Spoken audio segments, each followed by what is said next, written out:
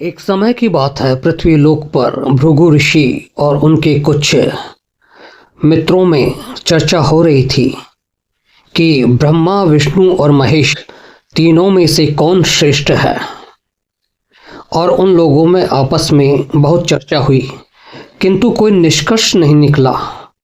ठीक से ये मालूम नहीं हो सका कि ब्रह्मा श्रेष्ठ है, विष्णु श्रेष्ठ है या महेश श्रेष्ठ है। तब भृगु ऋषि ने कहा कि इस बात का पता तो अब मैं स्वयं अपने तरीके से ही करके बताऊंगा। भृगु ऋषि सबसे पहले शिवलोक गए और उन्होंने भगवान शिव को, जब वे ध्यान में थे तब भगवान शिव को जोर से धक्का मार दिया। इस प्रकार से धक्का मारे जाने पर भगवान शिव भृगु ऋषि पर क्रोधित हो गए और भृगु ऋषि के पीछे भागे और भृगु ऋषि अपनी जान बचाकर सीधे विष्णु लोक में पहुंचे। विष्णु लोक पर पहुंचने पर उन्होंने देखा कि भगवान विष्णु अपनी शेष नाग की शैया पर ध्यान में आनंद मग्न है। और तभी उन्होंने भगवान विष्णु के सीने पर लात मार दी। और जैसे ही उन्होंने भगवान विष्णु के सीने पर लात मारी, भगवान विष्णु की निद्रा खुली और भगवान विष्णु ने ऋषि भृगु से कहा कि हे भृगु ऋषि, कहीं आपके कोमल पैरों को मेरी पत्थर जैसी कठोर छाती से कोई पीड़ा तो नहीं हुई। इस पर भृगु ऋषि समझ गए कि तीनों देवों में श्रेष्ठतम भगवान विष्णु है, पर अपने पति भगवान विष्णु का ये अपमान माँ लक्ष्मी नहीं देख सकी और उन्होंने भृगु ऋषि को श्राप दिया कि आज के बाद ब्राह्मण जाति कभी भी धन नहीं कमा सकेगी, ब्राह्मण जाति सदा सदा के लिए गरीब रहेगी। भृगु ऋषि ने माँ लक्ष्मी को सारी बात कह सुनाई और उनसे क्षमा मांगी, किंतु माँ लक्ष्मी ने कहा कि अब कुछ नहीं हो सकता है। जो श्राप एक बार दिया जा चुका है वह अब वापस नहीं लिया जा सकता है।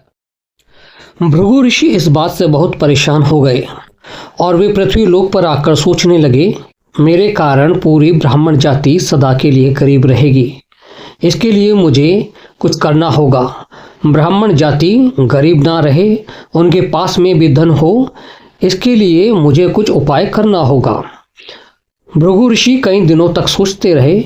सोचने के बाद में उन्हें एक ख्याल आया और उन्होंने अपने उस विचार पर काम करना शुरू कर दिया।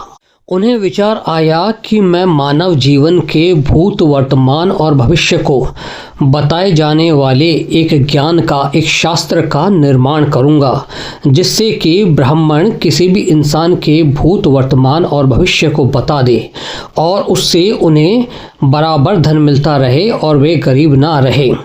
और उसके लिए उन्होंने अपने कुछ शिष्यों को बुलवाया और एक शास्त्र लिखवाना शुरू कर दिया। जब ये शास्त्र लिखा जा रहा था, उस क्षण में विष्णु लोक में ब्रह्मा, विष्णु और शिव तीनों बैठकर चर्चा कर रहे थे कि ये भृगु ऋषि क्या कर रहे हैं।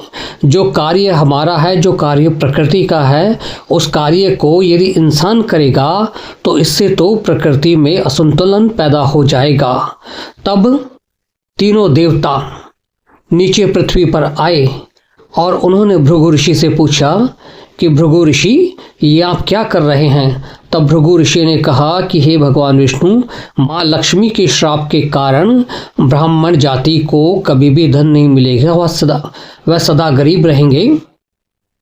उसके लिए मैंने एक उपाय सोचा है और मैं एक शास्त्र लिखवा रहा हूँ, जिससे कि ब्राह्मण किसी भी इंसान का भूत, वर्तमान और भविष्य बता सके, ताकि उन्हें भी धन की प्राप्ति हो और वे भी धन धान्य से परिपूर्ण हो और जीवन को खुशहाल तरीके से जी सके।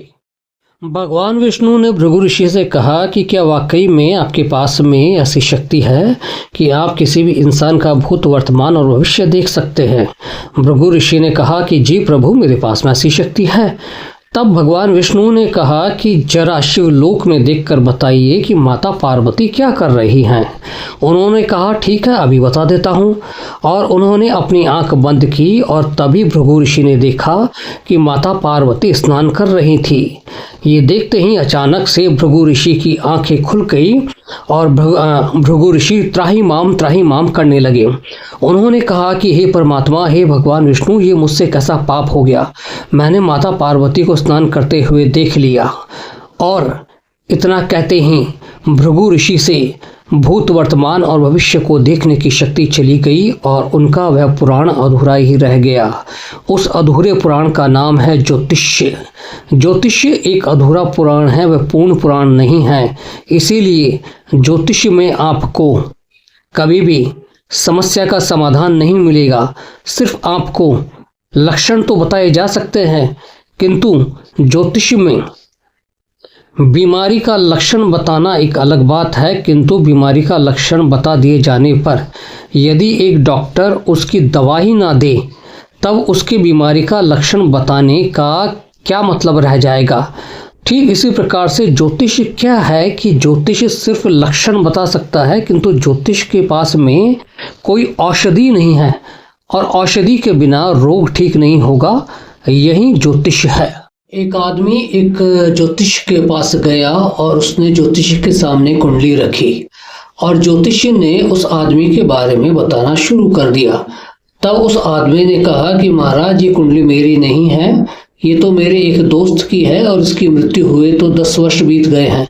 अब महाराज का चेहरा देखने लायक था। दुनिया के बड़े से बड़े डॉक्टर के सामने आप चले जाइए, जब तक आप अपने मुंह से अपनी बीमारी के बारे में नहीं बताएंगे, वह डॉक्टर आपके लिए कुछ भी नहीं कर सकता है।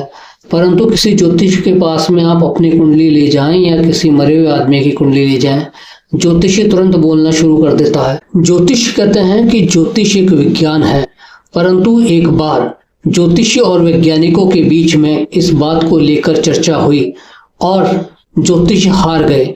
आदमी एक स्वार्थी प्राणी है। जब तक आदमी स्वर्ग के सुखों को भोगता है, तब तक वह ज्योतिष को नहीं मानता है।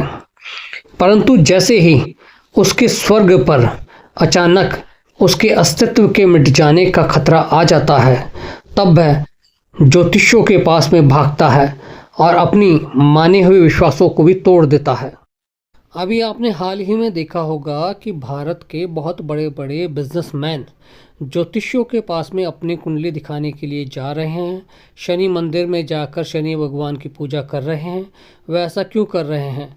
बैंकों का कर्जा नहीं चुका पाए या उनकी अपनी कंपनी में ही कोई विवाद हो गया और वे उन्हें सुलझा नहीं पा रहे हैं।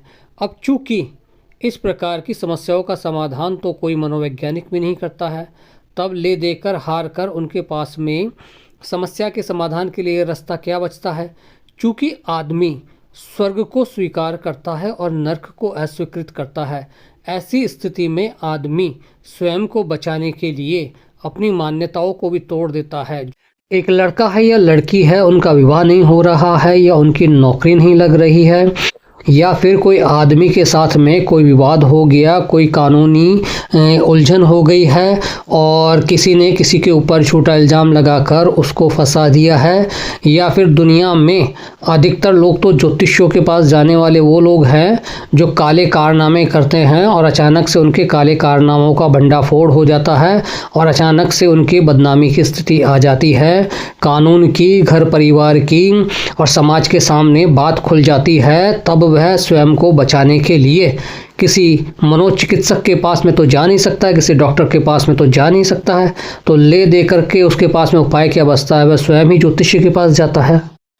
ज्योतिष जिस समय लिखा गया उस समय की परिस्थितियां अलग थी। उस समय में आदमी की शादी की समस्या नहीं होती थी, नौकरी की समस्या नहीं होती थी, या फिर जिस प्रकार के आज के दौर की समस्याएं हैं वह समस्याएं नहीं थी।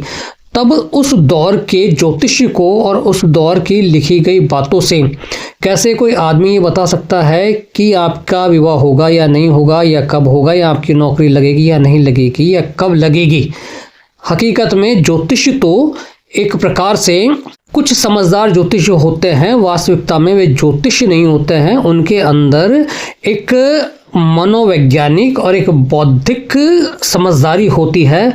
वे उसके आधार पर कुछ बातें कहते हैं और उनकी बातें सही भी होती है, परंतु अधिकांशतः 100 ज्योतिष हैं तो 100 में से मुश्किल से 3% ज्योतिष होंगे जिनका कि ज्योतिष का कारोबार चलता है। 97% ज्योतिष तो ऐसे हैं कि जिन्हें ज्योतिष का क ख गणने भी नहीं आता है और वे ज्योतिष का कारोबार कर रहे हैं और दुनिया का भविष्य बता रहे हैं। स्वयं उन्हें अपना भविष्य मालूम नहीं है और संसार का भविष्य बता रहे हैं, तब कैसे ज्योतिष अपना काम करेगा। हजारों वर्ष पहले का मनोविज्ञान था ज्योतिष और आज का मनोविज्ञान अलग है। और जो हजारों वर्ष पहले का मनोविज्ञान था वह मनोविज्ञान आज के युग में नहीं चल सकता है। हकीकत में ज्योतिष गलत नहीं है। ज्योतिष को जानने वाले और समझने वाले सिर्फ पैसों के लालचवश इस धंधे को अपना लेते हैं, 4 किताबें पढ़ लेते हैं और ज्योतिष हो जाते हैं। अब आप सुनिए ज्योतिषियों का और वैज्ञानिकों के बीच में हुई एक चर्चा के कुछ अंश। ज्योतिष और वैज्ञानिकों के बीच हुआ कॉन्फ्रेंस जिसमें ज्योतिष हार गए। ज्योतिष और वैज्ञानिकों के बीच कई दशकों से बहस चल रही है, लेकिन double blind control group comparative significance test के तहत हुई कॉन्फ्रेंस और शोधों में वैज्ञानिक आधार पर ज्योतिषियों को हार का सामना करना पड़ा है। इनमें सबसे प्रमुख है डॉक्टर जयंत नार्लिकर द्वारा भारत में किया गया अध्ययन। प्रमुख घटनाएं और निष्कर्ष। पुणे सम्मेलन और परीक्षण 2001 से 2008। महाराष्ट्र अंधश्रद्धा निर्मूलन समिति और प्रख्यात खगोल शास्त्री डॉक्टर जयंत नार्लिकर ने ज्योतिषियों को एक वैज्ञानिक चुनौती दी थी। इस परीक्षण में 27 प्रमुख ज्योतिषियों को 40 जन्म कुंडलियां, 20 बच्चों की जिन्हें बौद्धिक रूप से विकलांग बताया गया और 20 सामान्य दी गईं। परिणाम, ज्योतिषियों से इन कुंडलियों में से सही विकलांग सामान्य बच्चों की पहचान करने को कहा गया। परिणाम चौंकाने वाले थे। ज्योतिषियों की सफलता दर 50% से भी कम थी। औसत 43.13% थी, जो सिर्फ तुक्का मारने से भी बदतर थी। शॉन कार्लसन का परीक्षण 1985 में। ये ज्योतिष के खिलाफ सबसे प्रसिद्ध अध्ययनों में से एक है, जो नेचर पत्रिका में प्रकाशित हुआ था। इसमें भी ज्योतिषियों के दावों को वैज्ञानिक जांच में गलत साबित पाया गया। वैज्ञानिक आधार का अभाव। वैज्ञानिकों ने निष्कर्ष निकाला कि ग्रहों का स्थान या गति, जैसा कि ज्योतिष में बताया जाता है, मानव जीवन या व्यक्तित्व को प्रभावित नहीं करती है। मिथक का खुलासा। इस तरह के सम्मेलनों टेस्ट्स ने ये साबित किया कि ज्योतिषीय भविष्यवाणियां वैज्ञानिक सटीकता के बजाय आकस्मिक या मनोवैज्ञानिक बार्नम प्रभाव हो सकती हैं।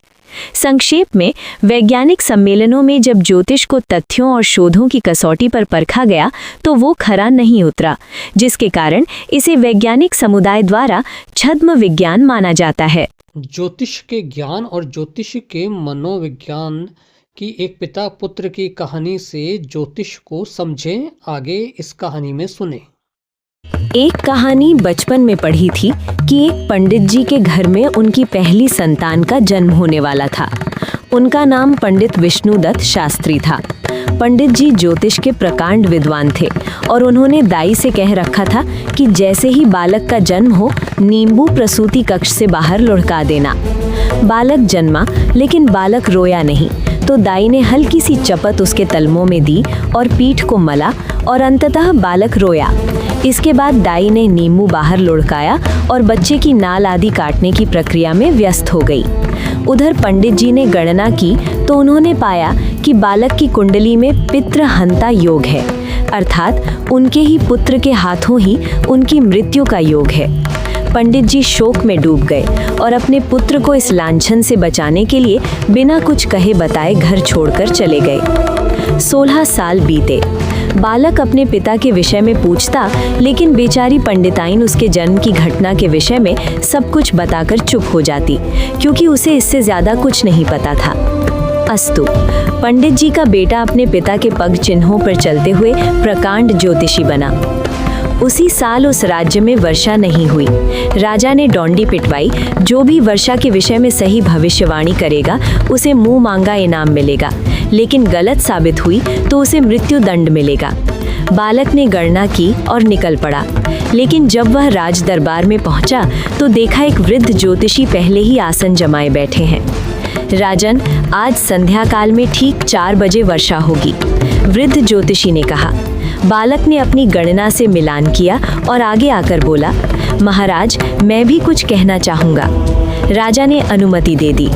महाराज, वर्षा आज ही होगी, लेकिन 4 बजे नहीं बल्कि 4 बजे के कुछ पलों के बाद होगी। वृद्ध ज्योतिषी का मुंह अपमान से लाल हो गया और उन्होंने दूसरी भविष्यवाणी भी कर डाली। महाराज, वर्षा के साथ ओले भी गिरेंगे और ओले 50 ग्राम के होंगे। बालक ने फिर गणना की। महाराज, ओले गिरेंगे, लेकिन कोई भी ओला 45 से 48 ग्राम से ज्यादा का नहीं होगा। अब बात ठन चुकी थी। लोग बड़ी उत्सुकता से शाम का इंतजार करने लगे। 3:30 तक आसमान पर बादल का एक कतरा नहीं था, लेकिन अगले 20 मिनट में क्षितिज से मानो बादलों की सेना उमड़ पड़ी। अंधेरा सा छा गया, बिजली कड़कने लगी, लेकिन 4 बजने पर भी पानी की एक बूंद न गिरी। लेकिन जैसे ही 4:02 हुए, धरासार वर्षा होने लगी। वृद्ध ज्योतिषी ने सिर झुका लिया। आधे घंटे की बारिश के बाद ओले गिरने शुरू हुए। राजा ने ओले मंगवाकर तुलवाए। कोई भी ओला 50 ग्राम का नहीं निकला। शर्त के अनुसार सैनिकों ने वृद्ध ज्योतिषी को गिरफ्तार कर लिया और राजा ने बालक से इनाम मांगने को कहा। महाराज, इन्हें छोड़ दिया जाए, बालक ने कहा। राजा के संकेत पर वृद्ध ज्योतिषी को मुक्त कर दिया गया। बजाय धन संपत्ति मांगने के तुम इस अपरिचित वृद्ध को क्यों मुक्त करवा रहे हो? बालक ने सिर झुका लिया और कुछ क्षणों बाद सिर उठाया तो उसकी आंखों से आंसू बह रहे थे, क्योंकि ये 16 साल पहले मुझे छोड़कर गए मेरे पिता श्री विष्णुदत्त शास्त्री हैं। वृद्ध ज्योतिषी चौंक पड़ा। दोनों महल के बाहर चुपचाप आए, लेकिन अंततः पिता का वात्सल्य छलक पड़ा और फफक कर रोते हुए बालक को गले लगा लिया। आखिर तुझे कैसे पता लगा कि मैं ही तेरा पिता विष्णुदत्त हूँ? क्योंकि आप आज भी गणना तो सही करते हैं, लेकिन कॉमन सेंस का प्रयोग नहीं करते। मतलब, पिता हैरान था। वर्षा का योग 4 बजे का ही था, लेकिन वर्षा की बूंदों को पृथ्वी की सतह तक आने में कुछ समय लगेगा कि नहीं? ओले 50 ग्राम के ही बने थे, लेकिन धरती तक आते आते कुछ पिघलेंगे कि नहीं? और दाई माँ बालक को जन्म लेते ही नींबू थोड़े ही फेंक देगी, उसे कुछ समय बालक को संभालने में लगेगा कि नहीं? और उस समय में ग्रह संयोग बदल भी तो सकते हैं, और पितृहंता योग पितृ रक्षक योग में भी तो बदल सकता है ना? पंडित जी के समक्ष जीवन भर की त्रुटियों की श्रृंखला जीवित हो उठी और वो समझ गए कि केवल 2 शब्दों के गुण के अभाव के कारण वो जीवन भर पीड़ित रहे। ये है common sense. If you like our channel, please subscribe, like, and share. Sanjay Sethi, Word Money.